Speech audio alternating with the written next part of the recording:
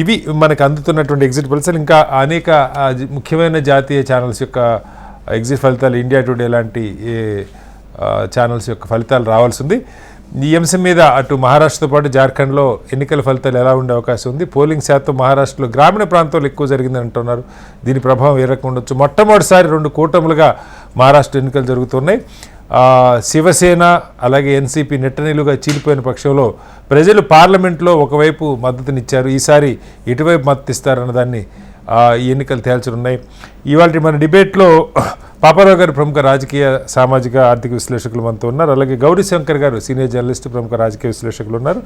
అలాగే కె రవికుమార్ గారు ప్రముఖ ఎన్నికల విశ్లేషకులు, వారు కూడా మనతో జాయిన్ అవుతారు. అమర్నాథ్ గారు భారతీయ జనతా పార్టీ నాయకులు మనతో ఆల్రెడీ జాయిన్ అయి ఉన్నారు. మరి కాసేపట్లో చరణ్ కౌశిక్ యాదవ్ కాంగ్రెస్ పార్టీ నాయకులు కూడా మనతో జాయిన్ అవుతారు. ముందుగా గౌరీశంకర్ గారు నమస్కారం. గౌరీశంకర్ గారు, ఈ మధ్యకాలంలో ఎగ్జిట్ పోల్స్ అనగానే మనకి 2 దఫాలుగా నమ్మకం పోయింది. అటు పార్లమెంట్ ఎన్నికలు, ఆ తర్వాత హర్యానా ఎన్నికలు. 2 సార్లు కూడా ఎగ్జిట్ ఫలితాలు మెజారిటీ ఎగ్జిట్ పోల్స్ చెప్పిన దానికి భిన్నంగా వచ్చినాయి. పార్లమెంట్లో స్పష్టంగా అక్కడ ఎన్డీఏ కూటమి దాదాపు 370 నుంచి 400 స్థానాలు గెలుచుకుంటారన్న పరిస్థితి వచ్చింది. బీజేపీకి సొంతంగానే 300 పైగా వస్తాయన్నారు. అక్కడ అది భారీగా బీజేపీ కేవలం 240 స్థానాలకి పరిమితమైంది. కూటమి సభ్యులతో కలిపి ప్రభుత్వాన్ని ఏర్పాటు చేయగలిగింది, కూటమి పార్టీలతో కలిపి. అలాగే హర్యానా ఎలక్షన్లు అయితే మొత్తం నాకు తెలిసి ఒక్క ఎగ్జిట్ పోల్ కూడా కాంగ్రెస్ కూటమి రాదు అని చెప్పలేదు. స్పష్టమైన మెజార్టీతో అక్కడ బీజేపీ గెలవడం జరిగింది హర్యానాలో. ఆ మాటకు వస్తే అమెరికాలో మొన్న జరిగిన అమెరికా అధ్యక్ష ఎన్నికల్లో కూడా చాలా హోరాహోరీ ఫలితాలు ఉంటాయని అంటున్నారు.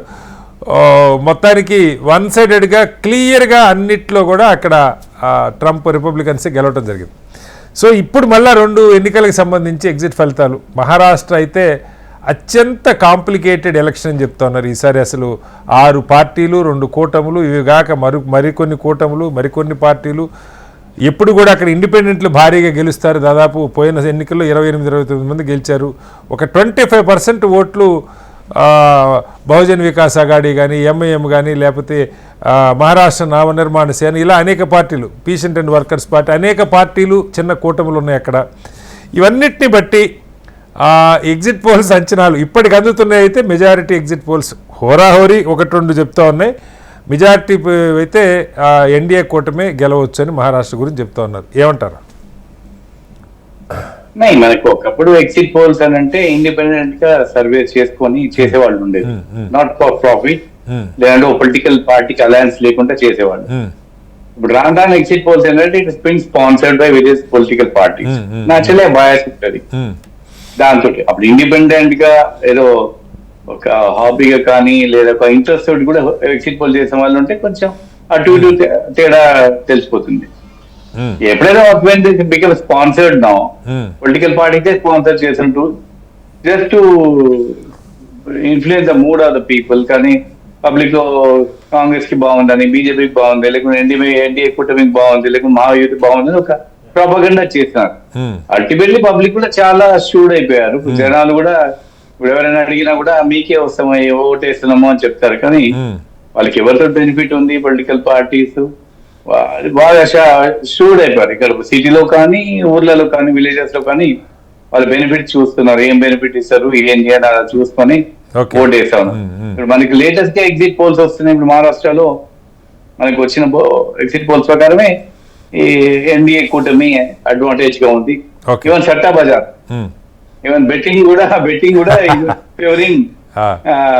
Actual last time parliament election లో బెట్టింగ్ వల్ల చాలా కరెక్ట్ గా ఉంది ఇంకా వేరే పోల్స్ కంటే. కాబట్టి బెట్టింగ్ కూడా ఒక పెద్ద సట్టా బజార్ ఇది వెరీ ఫేమస్. 100 కోట్ల చేతులు మారుతున్నాయి వాళ్ళు ప్రిడిక్షన్స్.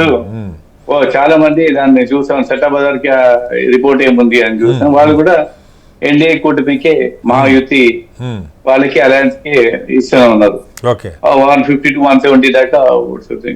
కానీ మహారాష్ట్ర యూనిక్ ఉండే ఈసారి ఎలక్షన్. ఫస్ట్ టైం అంటే నాకు తెలిసినంత మటుకు, నా పొలిటికల్ జర్నలిజం లో చూసినంత వరకు ఎంతమంది తెలంగాణ నుంచి ఆంధ్రప్రదేశ్ నుండి లీడర్స్ ఎప్పుడు వెళ్ళలేదు క్యాంపెయిన్ ఫస్ట్ టైం నేను చూసాను. ఇంతమంది ముఖ్యమంత్రి గారు కానీ, అక్కడ పవన్ కళ్యాణ్ గారు కానీ, మన కోమటిరెడ్డి వెంకటరెడ్డి గారు కానీ, ఉత్తమ్ గారు తెలంగాణ నుంచి రెండు పార్టీల నాయకులు చాలా మంది వెళ్ళారు, ముఖ్యంగా కాంగ్రెస్ మన వాళ్ళు కూడా అబ్జర్వర్స్ కూడా వేశారు, మహారాష్ట్రలో వేశారు, చాలా మందికి అబ్జర్వర్ వేశారు. బికాస్ అక్కడ ఆల్మోస్ట్ ఒక లాక్స్ ఆఫ్ తెలుగు పాపులేషన్ ఉన్నారు, పర్టికులర్లీ బాంబే ప్రాంతంలో ఉన్నారు, షోలాపూర్ లో పద్మశాలి చాలా ఉన్నారు, నాందేడ్ ఈ బెల్ట్ అంతా Nanded part of border areas. కానీ ఇన్ఫ్లుయెన్స్ చేయడానికి ఫిల్మ్ యాక్టర్ పవన్ కళ్యాణ్ గారు కూడా వెళ్ళారు. కాబట్టి these time first time Telangana Andhra నుంచి లీడర్స్ ఇంతమంది వెళ్ళేది మాత్రం నేను ఎప్పుడు చూడలేదు. వెళ్లే వాళ్ళు కానీ అక్కడ ఒక చిన్న పాకెట్స్ లో వెళ్ళి క్యాంపెయిన్ చేసేవారు, కానీ ఇంత మ్యాసివ్ స్కేల్ లో వెళ్ళేది first time. They wanted to influence voters ని and all the parties do and die battle లాగా అయింది ఇది. మొన్న మనం పార్లమెంట్ ఎలక్షన్ అప్పుడు చూస్తే గౌరీశంకర్ గారు, పార్లమెంట్ ఎలక్షన్ లో 48 పార్లమెంట్ స్థానాలకు గాను 31 అఘాడి గెలుచుకున్నారు, కాంగ్రెస్, శివసేన, ఉద్ధవ్ ఠాక్రే గ్రూప్, అలాగే ఎన్సిపి శరద్ పవార్ గ్రూప్. ఈ బీజేపీ, ఏక్నాథ్ షిండే, అలాగే అజిత్ పవార్ గ్రూప్ కలిపి కేవలం 16, యాక్చువల్గా ఒకటి ఇండిపెండెంట్ 16 స్థానాలు వాళ్ళు గెలుచుకోవడం జరిగింది. ఓట్ షేర్ కూడా చాలా భారీగానే తేడా ఉంది మొన్నటి పార్లమెంట్ ఎన్నికల్లో. బట్ ఇప్పటికీ ఎగ్జిట్ పోల్స్కి వచ్చేసరికి ఇది అంటే ఎగ్జిట్ పోల్స్ కనుక నిజమైతే ఇంత వేగంగా మార్పు రావటానికి, మొన్నటి పార్లమెంట్ ఎన్నికలప్పుడైతే ఒక చర్చ జరిగింది ఏంటంటే ఖచ్చితంగా ప్రజలు మన ఎన్సీపీ గురించి కానీ లేకపోతే శివసేన గురించి కానీ స్పష్టంగా ఒక తీర్పు ఇచ్చారు. ఒరిజినల్ ఎన్సీపీ శరద్ పవార్, అలాగే ఒరిజినల్ శివసేన ఉద్ధవ్ ఠాక్రే గ్రూపులకి చెందినట్టుగానే. బట్ ఈసారి ఎన్నికల్లో పోటీ హోరాహోరీ, దాదాపు రెండు శివసేన వర్సెస్ శివసేన 49 స్థానాల్లో పోటీ పడ్డారు ఒకరికొకరు ప్రత్యక్షంగా. అలాగే NCP Sharad Pawar group, Ajit Pawar group 36 స్థానాల్లో పోటీ పడ్డారు. బీజేపీ వర్సెస్ కాంగ్రెస్ ప్రత్యక్షంగా దాదాపు నాకు తెలిసి ఒక 70-75 స్థానాల్లో ముఖాముఖి పోటీ ఉందంటా ఉన్నారు. ఈ అనేక స్టాల్ వాల్స్ ఉన్నారు ఎన్నికల్లో. ఇవన్నీ కూడా ఈ ఈక్వేషన్స్ని బట్టి బీజేపీ చాలా వేగంగా మరమ్మత్తు చేసుకుంటుంది అనుకోవాలి. మనం విన్నాం అజిత్ పవార్తో కొంత సఖ్యత కుదరలేదు, ఈవెన్ ప్రధాని సమావేశాల్లో కూడా అజిత్ పవార్ పాల్గొనలేదన్న విమర్శలు వచ్చినాయి. అలాగే ప్రకాష్ అంబేద్కర్ గ్రూపు కొంత విడిగా పోటీ చేసింది, వంచిత్ బహుజన్ అఘాడి, దాని ప్రభావం కాంగ్రెస్ మీద అంటే ఇండియా బ్లాక్ మీద పడుతుందని ఇలా రకరకాల వార్తలు వచ్చినాయి. అంతిమంగా ఈ ఎగ్జిట్ పోల్స్ చూస్తే మీకు ఏమనిపిస్తుంది?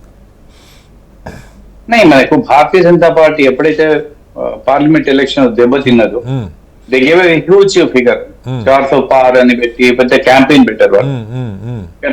సడన్ గా అంత దెబ్బతిన్నాక నాకు ఇన్ఫర్మేషన్ అది ఏంటంటే భారతీయ జనతా పార్టీ చాలా జాగ్రత్త పడ్డది, పర్టికులర్ మహారాష్ట్ర జార్ఖండ్ ఎలక్షన్ లో. And they involve lot of the local cadre ని ఇన్వాల్వ్ చేశారు, ఆర్ఎస్ఎస్ వాళ్ళని కూడా ఇన్వాల్వ్ చేశారు. ఈసారి కొంచెం పకడ్బందీగా వాళ్ళు క్యాంపెయిన్ చేశారు. అంటే నాకు పరిచయం ఉన్న వ్యక్తులు ఉన్నారు, కొంచెం షోలాపూర్ లో ఉన్నారు, ఇక్కడ మన వాళ్ళు చాలా మంది. అది వాళ్ళని అడిగితే వాళ్ళు కూడా అన్నారు almost votes are being divided, చాలా డివైడ్ అయిపోతున్నాయి. ఇది కొంచెం ఎంఐఎం వాళ్ళు కూడా they are going to break lot of sports. వాళ్ళు ఈసారి చాలా తక్కువ స్థానాల్లోనే పోటీ చేశారు, 17 స్థానాలే పోటీ చేసినట్టారు. గతంలో స్ప్లిట్ చేశారు వాళ్ళు షోలాపూర్ లో పాపులేషన్. కానీ షోలాపూర్ లో ఒక ఛాన్స్ ఉంది అని 3 సీట్లలో ఒకటి వాళ్ళకు రావచ్చు అని ఒక ఛాన్స్ ఉంది షోలాపూర్ ప్రాంతంలో. అలాగే బట్ భారతీయ జనతా పార్టీ మాత్రం ఈసారి చాలా జాగ్రత్త పడ్డారని విన్నాను నేను. నాకు వచ్చిన ఫ్రెండ్స్ తోటి కూడా చెప్తా ఉన్నారు, బీజేపీ లీడర్స్ కూడా చెప్పారు. ఎందుకంటే ఎందుకంటే లోక్సభ దెబ్బతోటి కొంచెం వాళ్ళు అలర్ట్ అయిపోయారు. దేశంలో రెండో అతిపెద్ద రాష్ట్రం, ఆర్థిక రాజధాని మహారాష్ట్రని, ముంబైని తేలిగ్గా వదిలే సమస్య ఉండదు బీజేపీ. ఒకసారి స్ప్లిట్ అయిన పార్టీసే కదా. అక్కడ ప్రాబ్లం ఏంటంటే శివసేన కూడా స్ప్లిట్ అయిన, శివసేన ఉంది, ఎన్సీపీ 2 గ్రూప్స్ ఉన్నాయి, Shiv Sena 2 group. But ultimately these are all within the family. Ultimately Ajit Pawar group అయినా, శరద్ పవార్ గ్రూప్ అయినా అంతా వాళ్ళ ఫ్యామిలీలోనే ఉన్నారు, ఎమ్మెల్యేస్ అయినా వాళ్ళ దాంట్లోనే ఉన్నారు, ఆ గ్రూప్ లోనే నడుస్తుంది. అంటే ఒకటే గ్రూప్ లో ఉంటే అందరికి ఉద్యోగాలు రావనుకున్నారో ఏమో, కానీ స్ప్లిట్ చేసుకుని ఎవరు వాళ్ళు పెట్టుకున్నారు వాళ్ళు. సో ఒక బారామతి కంటెస్ట్ చేస్తే ఇంకో చోట్ల కంటెస్ట్, కొల్లాపూర్ లో కంటెస్ట్ చేస్తారు. వాళ్ళ ఫ్యామిలీలో కొత్త మంది కూడా ఇప్పుడు జాయిన్ అవుతారు, గ్రాండ్ సన్ కూడా జాయిన్ అయ్యాడు.